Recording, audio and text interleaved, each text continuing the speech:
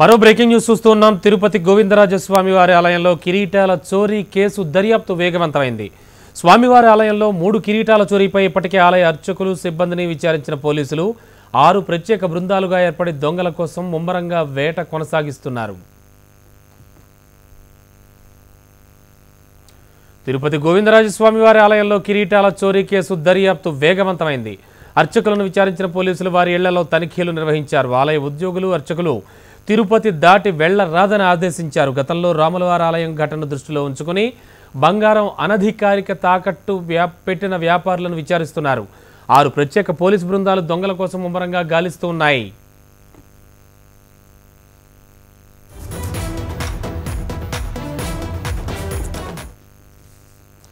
ఇక ఇదే అంశంపై మరింత తాజా సమాచారం అందించడానికి మా రిపోర్టర్ శ్యామ్ లైవ్లో సిద్ధంగా ఉన్నారు. తిరుపతి నుంచి శ్యామ్, ఏం జరుగుతోంది? గోవిందరాజస్వామి వారి ఆలయంలోని కిరీటాలు ఇంకా లభ్యం కాలేదా? పోలీసుల వెర్షన్ ఏమిటి? ఎవరినైనా అనుమానిస్తూ ఉన్నారా? రమణబాబు, తిరుపతి గోవిందరాజస్వామి ఆలయంలో కిరీటాలు చోరీకి గురై దాదాపు 48 గంటలు కావస్తున్నా ఇంకా ఈ కిరీటాలు చోరీకి సంబంధించి కేసులో ఎలాంటి పురోగతి లేదనే చెప్పాలి. ఎందుకంటే శనివారం సాయంత్రం 5:30 గంటల ప్రాంతంలో చోరీ జరిగిందని ఆలయానికి సంబంధించిన అధికారులు పోలీస్ స్టేషన్లో ఫిర్యాదు ఇవ్వడం జరిగింది.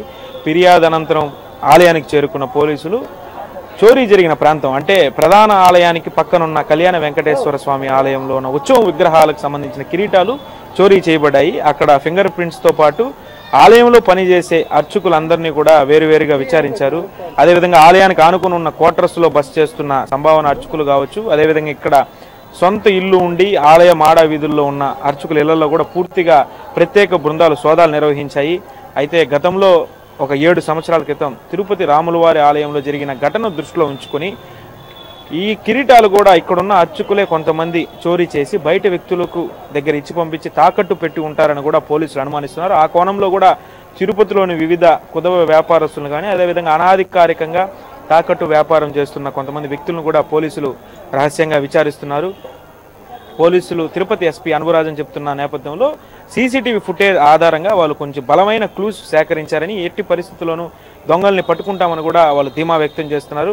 అయితే ఆలయానికి సంబంధించి గోవిందరాజస్వామి ఆలయానికి సంబంధించి దాదాపు 30 మందికి పైగా ఇక్కడ అర్చకులు నిత్యం ఆలయ పూజా కైంకర్యాలు నిర్వహిస్తుంటారు. గోవిందరాజస్వామి ఆలయంతో పాటు దాదాపు 10కి పైగా ఆలయంలో ఉప ఆలయాలు ఉన్నాయి.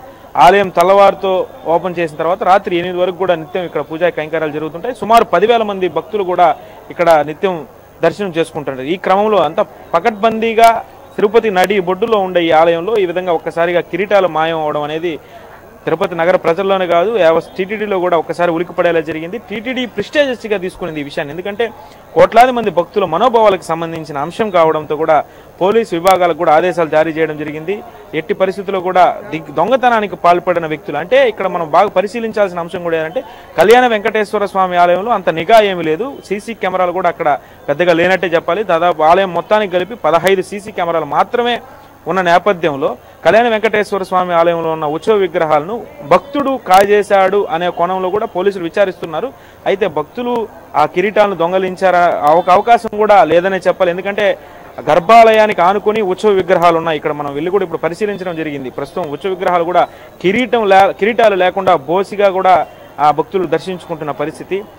మొత్తం మీద అర్చకులను కూడా ఎవరైతే ఈ దొంగతనం జరిగిన సమయంలో అంతకు ముందు అర్చకులు ఎవరైతే షిఫ్ట్లో ఉన్నారో దాని తర్వాత ఎవరైతే విధులు నిర్వహిస్తారో అందరిని కూడా పోలీసులు అనుమానిస్తూ ప్రతి ఒక్కరిని కూడా విచారిస్తున్నారు. టీటీడీకి సంబంధించిన విజిలెన్స్ విభాగం కూడా లోతుగా దర్యాప్తు అయితే జరుగుతుంది. రమణబాబు, శ్యామ్, నిత్యం స్వామివారికి పూజా కైంకర్యాలు అందించేటువంటి ఆ యొక్క అర్చకుల వెర్షన్ ఎలా ఉంది? వాళ్ళేం చెప్తూ ఉన్నారు ఇదే అంశంపై?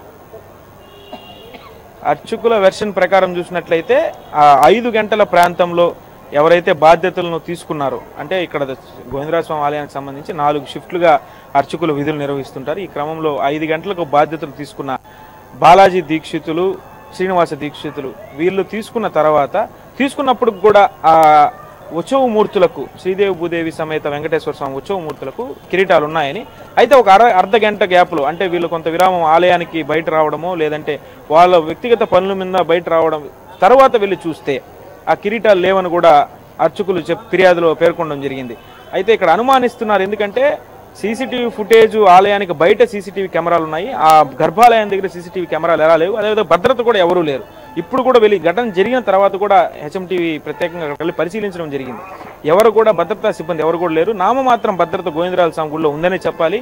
భక్తులు కూడా నామమాత్రంగా తనిఖీ చేస్తున్నారు. మొబైల్ ఫోన్లు అదేవిధంగా ఎలక్ట్రానిక్ పరికరాలని లోపలికి అలో చేయడం లేదు. అయినప్పటికీ ఇలాంటి అంతే 10,000 మంది భక్తులు వచ్చే గుడిలో దాదాపు 15 నుంచి 20 మంది మాత్రమే భద్రతా సిబ్బంది, షిఫ్ట్కి 8 మంది మాత్రమే భద్రతా విధులు నిర్వహిస్తుండడం అనేది ఈ దొంగతనం జరగడానికి కూడా ఒక ఆస్కారంగానే చెప్పాలి. అయితే ఇది ఇంటి దొంగల వ్యవహారమా లేదంటే బయట నుంచి వచ్చిన భక్తులు ఈ భక్తులు ముసుగులో వచ్చిన దొంగలు ఈ కిరీటాలను కాజేశారా అనే కోణంలో అయితే పోలీసులు దర్యాప్తు కొనసాగుతుంది.